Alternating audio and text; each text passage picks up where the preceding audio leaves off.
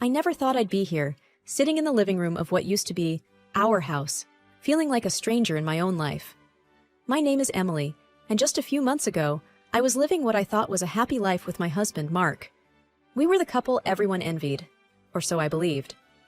Mark, once a charming and attentive man, had become someone I hardly recognized. His once warm eyes now seemed cold and distant. It all changed after my dad passed away. Dad was my rock, and losing him felt like losing a part of myself. But for Mark, it seemed like an opportunity. The evening air was heavy as I sat across from Mark, the silence between us a stark contrast to the laughter and love that once filled this room. "Are you even listening to me, Emily?" Mark's voice, sharp and impatient, broke the silence. I looked up, meeting his gaze. "Yes, I'm listening," I replied, my voice barely above a whisper. "It's simple. I want a divorce. I've already talked to a lawyer. This house, it's mine. You need to start looking for somewhere else to live." His words hit me like a ton of bricks. I had sensed the growing distance between us, but divorce? I was speechless. "You can't be serious, Mark. After all these years, you're just going to throw everything away?" I finally managed to say, my voice tinged with disbelief. Mark leaned back in his chair, a cold, unfazed look on his face. "It's not just throwing away, Emily. It's moving on. I've been feeling trapped in this marriage, and now, with your dad gone, I see no reason to continue this charade." I felt a mixture of anger and heartbreak. How could he be so cruel, so heartless? My father was gone, and now Mark, the man I had loved and trusted, was abandoning me too. "I don't understand you, Mark. You used to be so different, so caring. What happened to us?" Mark let out a sarcastic laugh. "Oh, please. Spare me the drama, Emily. You should start packing. The sooner you're out, the better." I sat there, stunned and hurt, trying to process everything. This wasn't just the end of our marriage. It was the shattering of an illusion. The illusion of a happy life that I had clung to for so long. And now, I was alone, with nothing but memories of a love that turned out to be nothing but a facade. My life, already hanging by a thread, spiraled further into chaos with the arrival of Mrs. Harwood, Mark's mother. She moved in unannounced, bringing with her an air of hostility that choked the already tense atmosphere of the house. "Emily, I expect you to behave appropriately while I'm here," Mrs. Harwood declared, her voice sharp as she settled into the living room, making it clear that she considered herself in charge. I tried to reason with her. "Mrs. Harwood, I understand this is a difficult time for everyone, but I assure you, I have no intention of causing trouble." She fixed me with a cold stare.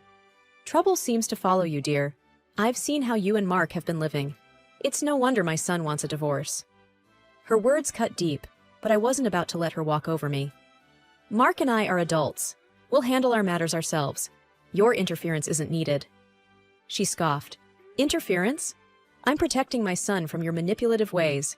You've done enough damage already." The days that followed were a blur of constant snide remarks and belittling comments from Mrs. Harwood. She criticized everything from the way I dressed to the way I cooked. It felt like she was trying to erase my presence from the house. One evening, as I was preparing dinner, she came into the kitchen. "You're using too much salt. Don't you know anything about cooking?" I clenched my jaw, trying to keep my cool. "I've been cooking for myself and Mark for years. He's never complained." "Well, he's too kind to say anything, but I'm not. You're ruining his health with your terrible cooking." I couldn't believe the audacity of this woman. "Mrs. Harwood, I appreciate your concern, but I can manage." She leaned against the counter, watching me like a hawk. "You can manage, can you? We'll see how long that lasts." Every interaction with her was an exercise in restraint. She had an opinion on everything and wasn't afraid to voice it, loudly and often. It was like she was trying to provoke me, to push me to my breaking point. Mark, for his part, did nothing to ease the tension. He avoided being in the same room with us, leaving me to fend for myself against his mother's relentless attacks. It was clear he had no intention of standing up for me, not anymore. One morning, as I sat at the breakfast table, Mrs. Harwood sat across from me, her eyes cold and calculating. "You know, Emily, it's not too late to leave gracefully. You could save yourself a lot of trouble." I met her gaze, my resolve hardening. "I have as much right to be here as you do, Mrs. Harwood. I'm not leaving until the divorce is finalized." She smirked. "Stubborn, aren't you? Well, we'll see how long that lasts. Mark doesn't want you here, and neither do I. You're just a guest, and guests can be asked to leave. Her words echoed in my head, a constant reminder of the unwelcome and precarious position I found myself in. But I wasn't about to give up. I had to stand my ground, no matter how difficult Mrs. Harwood made it. The house had become a battleground, and I was determined not to be the one who surrendered. Living with Mrs. Harwood under the same roof was like walking on eggshells. But the day she crossed the line was when she targeted my cat, Whiskers. Whiskers was more than just a pet. He was a part of my world, a comfort in my loneliest times. I came home to find Mrs. Harwood standing in the hallway, a look of disgust on her face as she glared at Whiskers.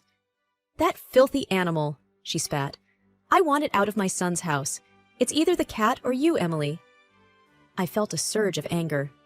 "Whiskers isn't going anywhere. He's part of this family." She sneered. "That thing is a nuisance. I won't have it shedding and spreading germs all over." I couldn't believe what I was hearing. "He's a harmless cat, Mrs. Harwood. You're being unreasonable." She moved closer, her voice cold and harsh. "Listen here, Emily.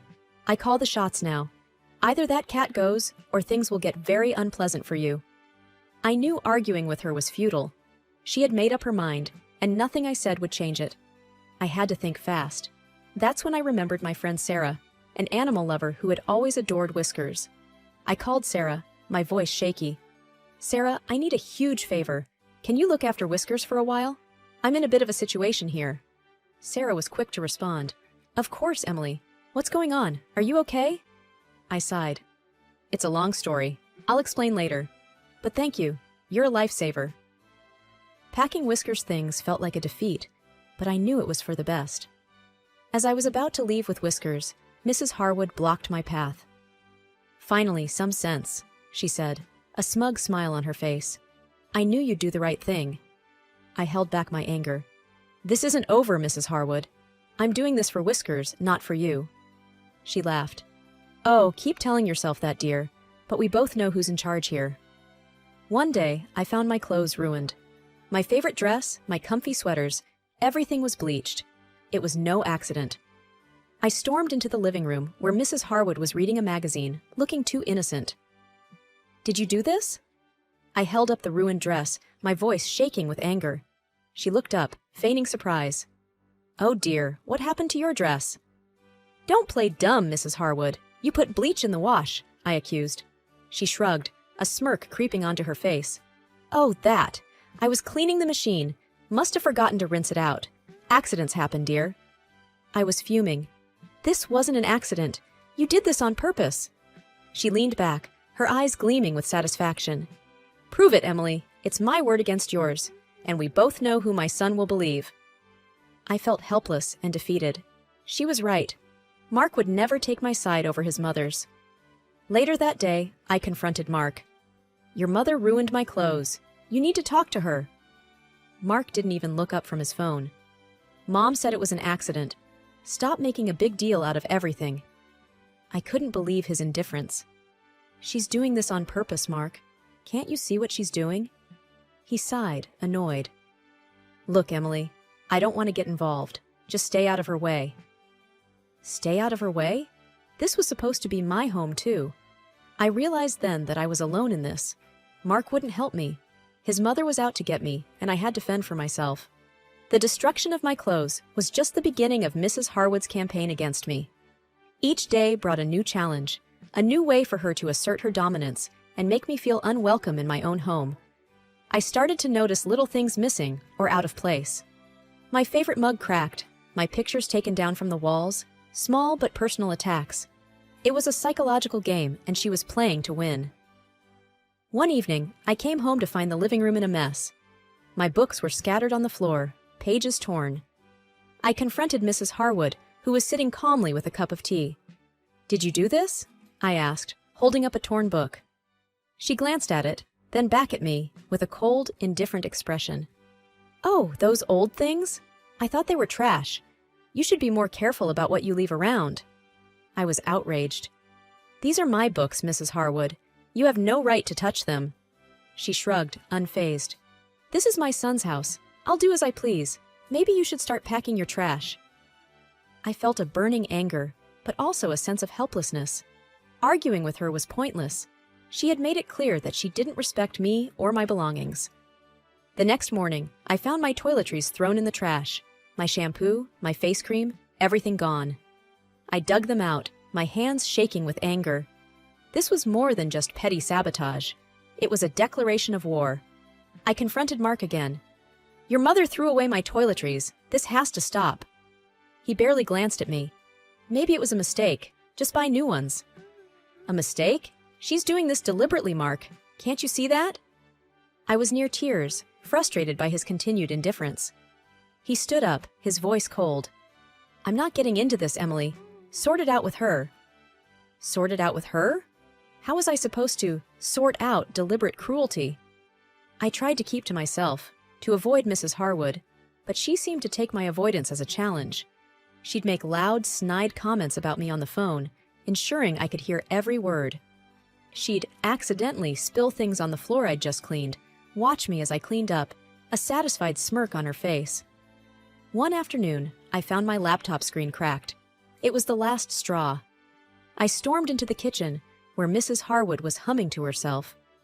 "What did you do to my laptop?" I demanded, my voice shaking with rage. She turned, feigning ignorance. "Oh, did something happen to your laptop? That's unfortunate." "You did this, didn't you? You're trying to make my life hell." She leaned in, her voice a venomous whisper. "You brought this on yourself, Emily. You're not wanted here. The sooner you realize that, the better." Just when I thought things couldn't get worse with Mrs. Harwood, she struck where it hurt the most. My father's pictures, the last memories I had of him, were gone. I had put them up in the living room, a small comfort in these trying times. But now, the walls were bare, as if he had never been a part of my life. I found Mrs. Harwood in the kitchen, smirking over a cup of coffee. "Where are my father's pictures?" I demanded, trying to keep my voice steady. She looked up, feigning confusion. "Pictures? Oh, those old things. We needed more space. This isn't a shrine, Emily." I felt a surge of anger, my hands trembling. "Those were my father's pictures. You had no right to take them down." She shrugged, her voice cold and dismissive. "They were depressing, always staring at us. It's time to move on, Emily. He's gone, and clinging to the past won't change that." I couldn't believe her cruelty. "You can't just erase him from my life. Those pictures were all I had left of him." She stood up, towering over me. "Your father has nothing to do with this house. It's time you accepted that and moved on. Just like your marriage, it's in the past now." I wanted to scream, to cry, to do something to show how much she had hurt me. But I knew that's what she wanted. So, I held back, biting my tongue. "You're heartless," I said, my voice barely above a whisper. She laughed, a harsh, grating sound. "I'm practical, Emily. It's a trait you clearly lack. You should learn to let go." I left the kitchen, my heart heavy with loss and anger. Mrs. Harwood had taken the last piece of my father from me, and it felt like losing him all over again. That night, I lay in bed, staring at the ceiling, the empty spaces on the walls echoing in my mind. Mrs. Harwood's words kept replaying in my head. Let go. Move on. But how could I? Those pictures were more than just images. They were a connection to my father, a reminder of his love and presence in my life. I knew then that this was more than just a battle over living space. It was a fight for my memories, my past, and my identity. Mrs. Harwood had declared war on the most personal parts of my life, and I couldn't let her win. I had to find a way to fight back, to reclaim my father's memory and my right to mourn him. It was a battle I couldn't afford to lose. Just when I thought all hope was lost, a call from a notary changed everything. I was sitting in my room, trying to muster the strength to face another day with Mrs. Harwood, when my phone rang. "Mrs. Emily Harwood? This is John Carter, the notary handling your father's will. We need you to come in to discuss some important matters," the voice on the other end said. I was taken aback. "My father's will? I wasn't aware he had left anything." "Yes, he did. It's quite urgent. Can you come in today?" Mr. Carter's tone was serious. I agreed, curiosity and a glimmer of hope stirring within me. Maybe this was the break I needed. At the notary's office, Mr. Carter handed me a folder. "Your father left you a significant amount of money, Miss Emily. enough to start a new life. I was speechless. My father, always the quiet supporter, had given me a lifeline. And there's something else, Mr. Carter continued, handing me another set of documents. Your father left these for you. He said they were important. I opened the documents, but Mr. Carter stopped me. Perhaps you should look at these in private. They're quite personal. I nodded, clutching the folder tightly as I left the office. Back home, I locked myself in my room and began to read. The documents were records of financial transactions between my father and Mark. My father had lent Mark a significant amount of money, over $200,000. I couldn't believe it. All this time, Mark had been in debt to my father. Was this why he was so eager to divorce me after my father's death? Did he think the debt died with him? I felt a surge of strength. For the first time since this nightmare began, I had the upper hand. My father had given me more than just money. He had given me the power to fight back. I wasn't going to be a victim anymore. I was going to make Mark pay for his deceit, and Mrs. Harwood for her cruelty. The tables had turned, and it was my turn to set the rules. Armed with the truth about Mark's debt to my father, I felt a newfound sense of power. The day of the divorce signing, I was ready to turn the tables. As we sat in the lawyer's office, Mark and his mother smirking confidently, I waited for the right moment. Just as Mark was about to sign, I spoke up. Before we finalize this, there's something you should know, Mark, I said, sliding the loan documents across the table. He glanced at them, his smirk fading fast. What's this? I leaned back, feeling in control for the first time in months. That's the debt you owe my father, over $200,000. And now, it's owed to me. Mrs. Harwood's eyes widened in shock. What debt? Mark, what is she talking about? Mark's face was a mask of panic. It's nothing, Mom. Just some old business between Emily's dad and me. I laughed. So, you thought you'd get away with not repaying him? That's why you were so eager to get rid of me? Mark didn't meet my eyes. It's complicated, Emily. I was in trouble, and your dad offered to help. I shook my head, disgusted. You were going to leave me with nothing while sitting on a debt you owed my father. You're despicable. He tried to touch me, but I backed away. You've been hiding this. You owe me that money, and I intend to collect. The lawyer, a middle-aged man who had been silent till now, interjected. If these documents are legitimate, Mr. Mark, you're legally obligated to repay this debt. Mrs. Harwood turned to her son, her voice rising. You borrowed money from her father, and now we have to pay her? Mark tried to speak, but I was faster. Yes, he did, and he thought he could escape it by divorcing me quickly after my father's death. The room was tense, the air thick with the revelation. Mrs. Harwood looked from the documents to Mark, her expression one of betrayal and anger. You've been lying to us all along, she hissed at Mark. You put us in this mess. Mark's usual confident demeanor had crumbled. He looked defeated, cornered. I had no choice. I was in trouble, and Emily's dad offered to help. I stood up, feeling a rush of satisfaction. Well, now you can repay that help. Every single dollar. You thought you could outsmart me, but you were wrong. Mrs. Harwood was fuming. We'll fight this. We won't let you take everything from us. But I knew I had the upper hand. You can try, but the law is on my side. I suggest you start figuring out how you're going to repay the debt. As I walked out of the lawyer's office, I felt a sense of triumph. For so long, I had been under Mark and his mother's control, their whims and cruelty dictating my life. But now, the tables had turned. I had them right where I wanted, and I wasn't going to let them off easy. This was my chance to get back what I was owed, and I was going to take it. The day Mark and Mrs. Harwood sold the house to repay the debt was the day I finally felt free. As they packed their last boxes, I couldn't help but savor the moment. You brought this on yourself, Mark, I said, watching him struggle with a heavy box. You could have been honest with me. He avoided my gaze, his shoulders slumped. I know. I'm sorry, Emily. Mrs. Harwood, looking older and more defeated than ever, chimed in. This is all your fault. You've ruined everything. I shook my head, no longer affected by her words. No, Mrs. Harwood, you two did this to yourselves. I'm just claiming what's rightfully mine. They left without another word, and I watched as their car disappeared down the road. It was the end of an era, one filled with pain and betrayal, but also growth and resilience. I took a deep breath, feeling the weight of the past months lift off my shoulders. It was time to start anew. With the money from my father and the repaid debt, I bought a small, cozy house, just for me and Whiskers, who I had brought back home. Sitting in my new living room, Whiskers purring on my lap, I called Sarah, my friend who had helped me through the darkest times. "Hey Sarah, it's done. I'm finally free," I said, a smile spreading across my face. Sarah's voice was warm and excited.